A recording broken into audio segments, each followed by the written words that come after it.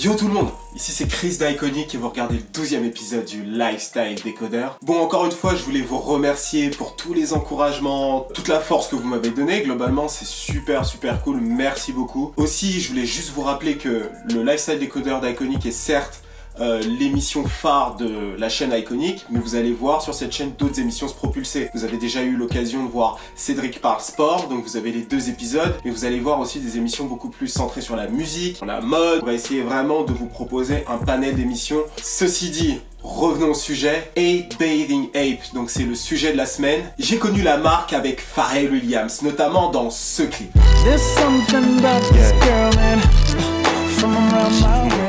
Ou encore dans celui-là.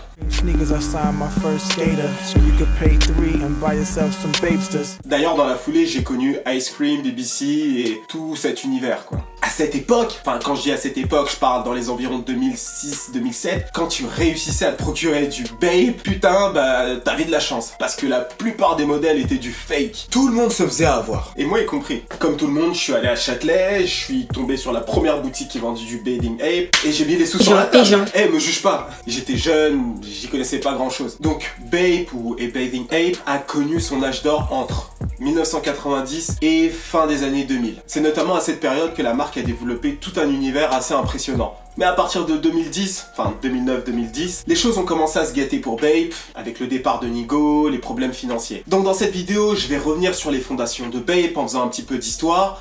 Je vais aussi parler des forces de la marque, donc qu'est-ce qu'elle a développé. Je reviendrai aussi sur les causes du déclin, pour essayer vraiment de comprendre comment tout l'empire a failli s'écrouler. Et je reviendrai sur l'état actuel de la marque, donc Bathing Ape en 2017. Et je vais tenter de répondre à la question, est-ce que Bathing Ape peut redevenir aussi chaud que dans les années 2000, parce qu'il y a toujours une hype autour de la marque, tout ça, mais financièrement parlant, c'était critique il n'y a pas si longtemps. Donc on va essayer humblement de donner son avis, donc j'attends de ta part des retours, toujours dans le respect, tu connais. Et donc voilà, c'est parti. Donc faisons un peu d'histoire. Donc avant de créer sa propre marque, Nigo a donc suivi des études dans la mode et ensuite travaillé pour le magazine Popeye, un magazine mensuel pour hommes urbains, donc japonais, quelque chose d'assez cool, pour lequel il a été donc éditeur et styliste. D'ailleurs, le magazine existe encore aujourd'hui. Après quelques années de bons et loyaux services, Nigo décide de voler de ses propres ailes et d'ouvrir sa première boutique qui s'appelle Nowhere, avec Jun Takahashi, j'espère que je le dis bien, qui n'est d'autre que le fondateur de la marque Undercover. En quasi synchro d'avoir lancé sa boutique, Nigo décide d'emprunter un peu d'argent à la banque et de lancer sa première marque de t-shirt du nom de Bathing Ape, que tu peux raccourcir donc à Bape, qui est donc une référence au film La planète des singes, film qui l'a beaucoup marqué. Me haïssez. Pourquoi? Parce que vous êtes un homme. Qui veut dire en gros un singe qui se baigne dans l'eau tiède. C'est aussi en gros une façon de parler de la jeunesse japonaise qui a envie de se la couler douce, qui aime bien prendre du bon temps en gros. Comme la plupart des entrepreneurs, Nigo avait pas un budget illimité. D'ailleurs, il était assez restreint. Mais c'est de cette faiblesse budgétaire que le génie de Nigo va se manifester. Notre jeune entrepreneur va concevoir une 50aine de t-shirts par semaine en édition limitée. Forcément, il vendra ses t-shirts un peu plus cher que la moyenne et créera une attente autour d'un public qui sera vraiment niché en fait. Ce qui est parfait puisque Nigo n'aimait pas non plus que tout le monde porte les mêmes fringues. À chaque sortie de ses t-shirts, il vendra la moitié du stock et le reste, il le distribuera à ses potes. Tous les gars branchés de Harajuku. J'essaie de parler japonais, faut pas me tirer pas dessus, j'essaie de rentrer dans le délire. Harajuku. Donc Harajuku en fait, c'est le quartier où la boutique Nowhere est installée et c'est aussi un quartier très branché au Japon.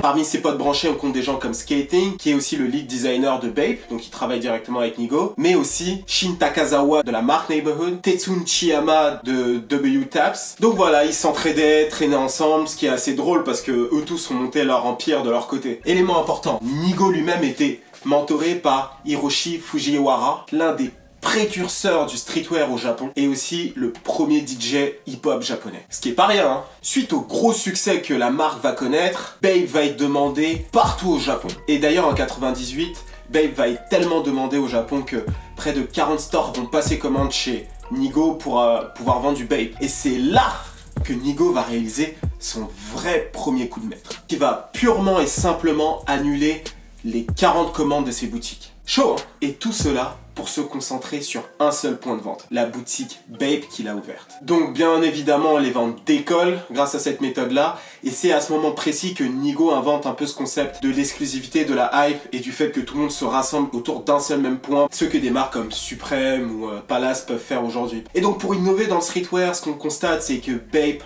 a pris énormément de risques que beaucoup de marques de streetwear, et même en général, n'auraient pas osé prendre. Et donc pour ça, chapeau bas Nigo, même si j'ai pas de chapeau. Après avoir conquis le public masculin hype, et Bathing Ape va s'attaquer au reste de la population hype avec Bape Kids, mais aussi créer des destinations pour de l'outlet avec Bape Pirate Store Outlet, ou encore proposer des destinations hyper exclusives comme Bape Exclusive, mais aussi Baby Milo, qui est le personnage le plus célèbre de Bape. Bape va rentrer dans le sneaker game en lançant Bape Stack, qui est donc sa ligne de sneakers. Bon, la sneakers est clairement inspirée de la Air Force One, hein. D'ailleurs, au vu de la ressemblance, ça aurait dû poser problème, car c'est quand même un design qui appartient à Nike. Mais d'après les dires de Matt Mason, qui est donc un auteur qui a écrit un livre sur les jeunes et la consommation, le capitalisme, donc Nike aurait acheté des parts chez Bape, leur autorisant ainsi à récupérer en fait les designs. En faisant ça, donc d'un côté Bape peut concevoir la sneakers idéale pour toucher son cœur de cible, et de l'autre côté Nike peut générer des revenus supplémentaires. En plus d'avoir été les premiers à concevoir et à mettre en pratique le concept d'exclusivité dans le streetwear, Nigo va continuer d'innover en créant un lifestyle autour de sa marque. Donc ce lifestyle là, qu'est-ce qu'il veut dire exactement? C'est donc une manière de toucher son client au quotidien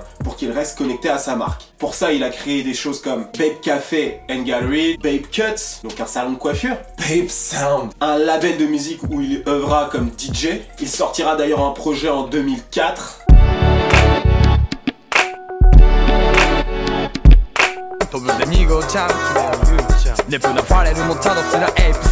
Et également, il sera le DJ d'un groupe qui a une grosse renommée locale, les Teriyaki Boys. D'ailleurs, leur premier album a bénéficié d'une production qui en ferait baver plus d'un. The Neptunes, Daft Punk, DJ Premier, Just Blaze, Mark Ronson, ils ont aussi travaillé avec Kanye West. Bref, les mecs pouvaient pas être mieux entourés. D'ailleurs, le top de leur notoriété, c'est quand ils ont réalisé la BO pour Fast and Furious Tokyo Drift.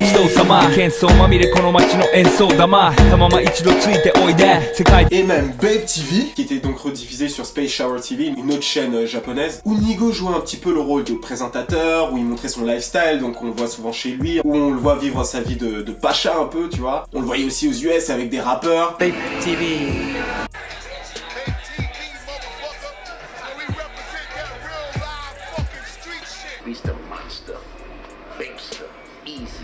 Bape TV, boy Omarion, right here. What up, this is John Legend, Bape TV.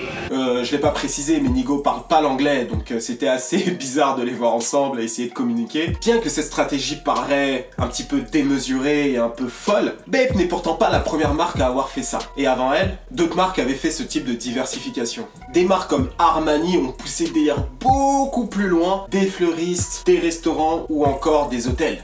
Et Nigo a compris une chose, une bonne maîtrise de son branding permet de créer une diversification qui choque pas le client. Capitaliste, toujours l'argent. Eh, moi je suis juste là pour t'informer de ce qui se passe. Après, c'est toi qui fais tes choix. Parmi les diversifications les plus ouf de Bape, il y a la brosse à dents, le papier toilette, le préservatif et le porte-préservatif. Toujours dans cette démarche de branding et d'artistique, Nigo a créé un motif qui est propre à Bape, le Cloud Camo. Donc le Cloud Camo, c'est le camo que tu vois souvent lorsque Bape est représenté, avec ce visage de gorille qui se dissipe un petit peu dans le camouflage. Cette idée lui est venue en voyant ce que Louis Vuitton a fait en fait avec le monogramme. Il était obsédé par ce monogramme qu'il trouvait magnifique. D'ailleurs, c'est un gros fan de Louis Vuitton. Il voulait donc quelque chose de similaire pour sa marque, qui soit reconnaissable sans même qu'on ait vu le logo. Et ça a marché. Et fort de ça, donc le designer a travaillé donc avec Pharrell Williams pour créer BBC et Ice Cream, qui à mon sens est une extension de Bathing Ape, car l'univers s'en rapproche énormément, et d'ailleurs c'est aussi une manière pour lui de conquérir les États-Unis. Et sa grande force a été d'avoir eu les rappeurs américains.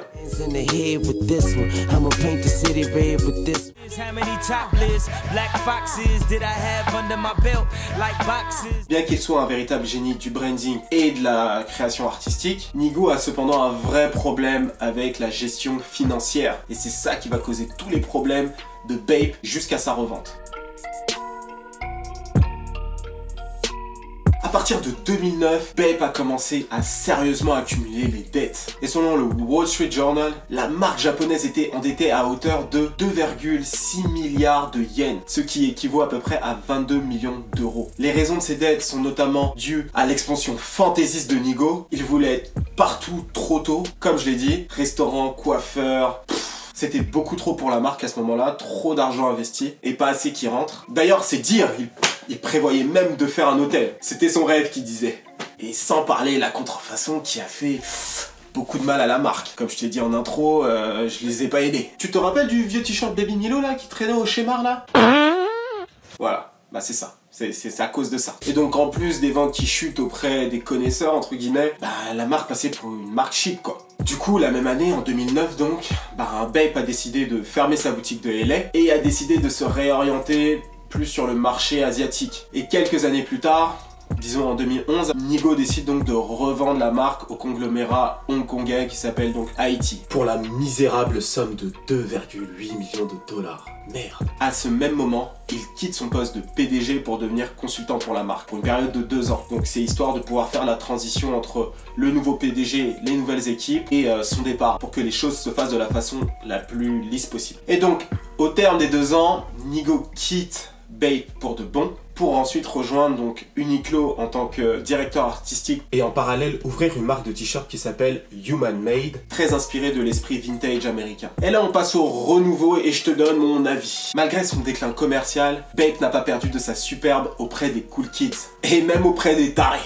Fuck, the Supreme. Fuck, what's up? Hey, hey, what's up? Les fans de la marque continuent de porter fièrement les fringues Bape et les fans continuent à l'opposer à d'autres marques de streetwear haut de gamme comme Supreme ou encore Palace. Et depuis que Bape est entre les mains du groupe Haiti, eh ben la stratégie me semble beaucoup plus saine en fait. La marque se reconcentre sur son domaine premier, le prêt-à-porter, le textile quoi, tout en améliorant sa stratégie online. Parce que c'est par là que la contrefaçon est arrivée et aujourd'hui la marque fait beaucoup plus attention à ce point d'entrée là. Et même auprès des rappeurs, cette effervescence semble revenir. Comme Keith Haid par exemple qui tient son nom en hommage à la marque. Quand tu vois ses clips d'ailleurs, il est toujours en Bape. Il devait d'ailleurs avoir une collection capsule, mais je ne crois pas qu'elle ait vu le jour. Je crois qu'actuellement, il y a juste forme de sponsoring entre les deux entités. Je pense qu'on est dans une époque où la marque a tout pour revenir. Le streetwear haut de gamme n'a jamais été aussi populaire. Les gens en demandent, même sur Paris. Actuellement, je connais beaucoup de gens qui sont restés très fans de Bape. Et puis je vois aussi que Supreme commence un petit peu à saouler les gens. Et voilà, je pense que les gens vont vouloir aussi s'orienter vers quelque chose